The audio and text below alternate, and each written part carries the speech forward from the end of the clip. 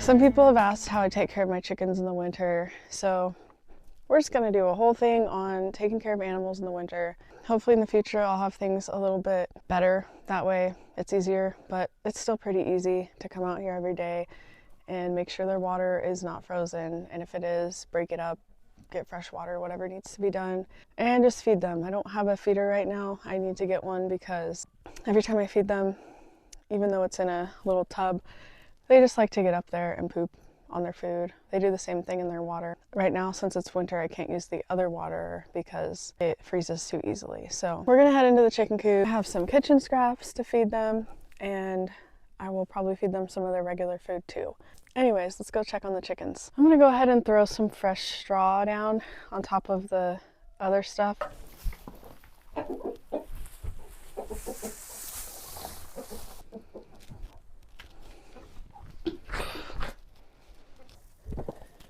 Getting straw everywhere.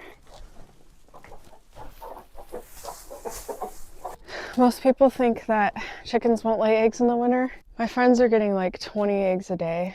The reason I'm not is because I don't have a light in there. They do not need heat. They just need a light. My plan is to buy this solar light that I can put on a timer.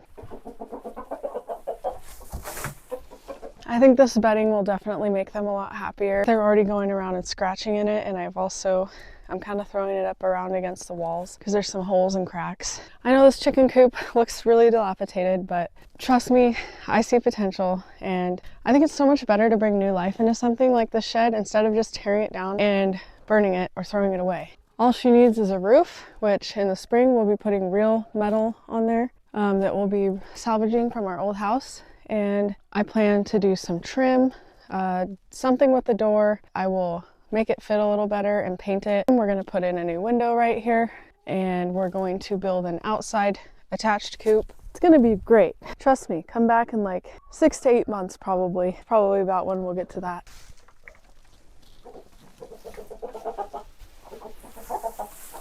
Don't.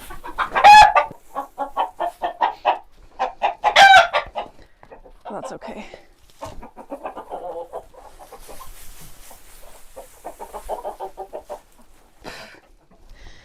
These dang chickens. They roost everywhere but on the roost. There's this board that goes across the top. They like to roost in there, and they like to roost in the walls. Poop kind of gets everywhere. Trying to escape.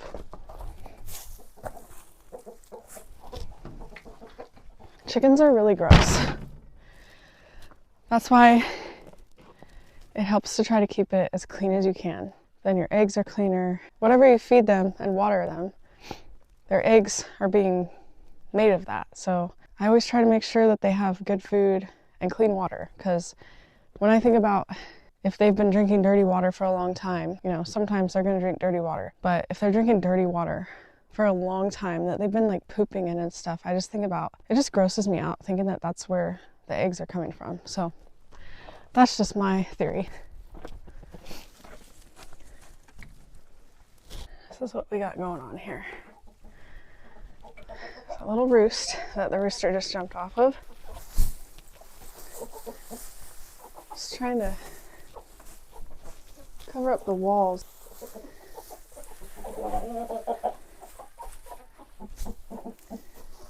Such a pretty rooster. Can't wait to see what kind of chicks we get out of this guy.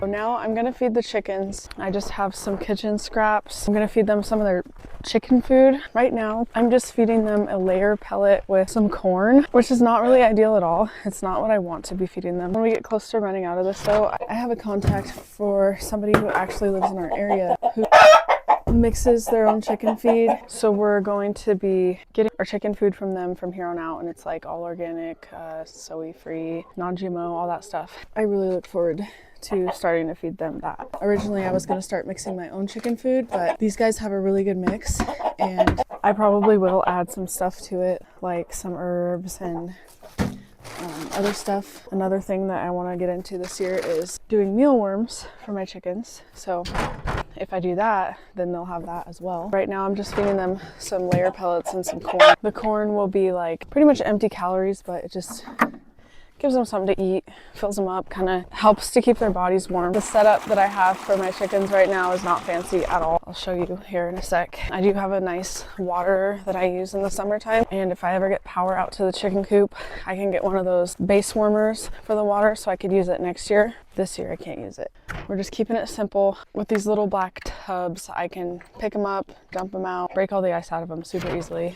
So here's what we've got going on. I have two of these identical black feeder dishes. The water one is actually propped up on a flipped over feeder dish to keep them from getting straw in their water. They still do, but if I put that on the ground, they would get so much more on there. And then on top of their scraps, I'm just gonna throw a scoop of their corn mixture. I'm just trying to use up what we have. We're done with the chickens. Now we're going to go break the horses' water. Try to stay on top of this every day, otherwise it gets too thick and it gets really cold. There's our fat goat. She's just kind of our pet watch goat, I guess you could call her. She just takes care of herself. Usually she's free ranging, but obviously she can get in with the horses and feeds herself, so we don't have to do anything extra special for her. Obviously she is not starving. Shelly!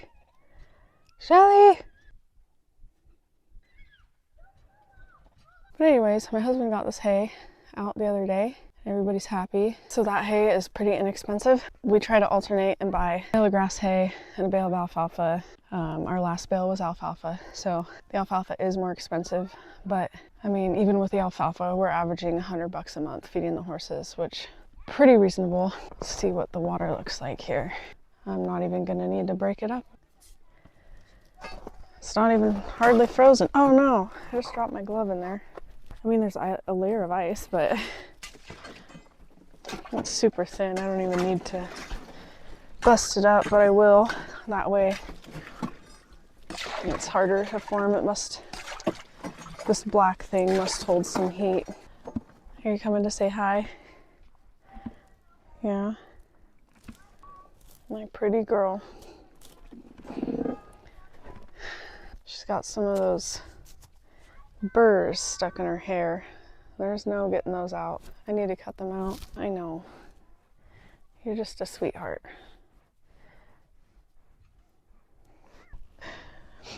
You're so sweet. That's how we take care of the animals. It's pretty simple. Usually we get all of our hay ahead of time, but this year we couldn't afford to buy it all at the same time. So we're just buying it as we go, which is not ideal, but the animals are all well fed. They've got their water. We're still hooked up to our old house's water system, so we actually have a room where our pressure tank and everything is, and we keep a heater in there in the wintertime. So when I'm done with the hose, I'll just roll it up and bring it in there. Otherwise, in the wintertime, you gotta make sure that you blow the hose completely out and roll it up, make sure that there's not a drop of water left in it, or it will freeze and you won't be able to use it. So that's how we keep the hose thawed. On a normal year, we would have one of those stock tank heaters in here, and I wouldn't have to deal with it at all other than filling it up once a week. Our outlet actually got broke this last summer, so I don't have any power out here, so I can't plug that in. So next year, we are going to make sure and fix that so it's a little bit more convenient. But yeah, in case you didn't know this already, you should always disconnect your hose from the frost free, because if you don't, then it will cause the frost free to freeze into the ground, and then it is no longer a frost free.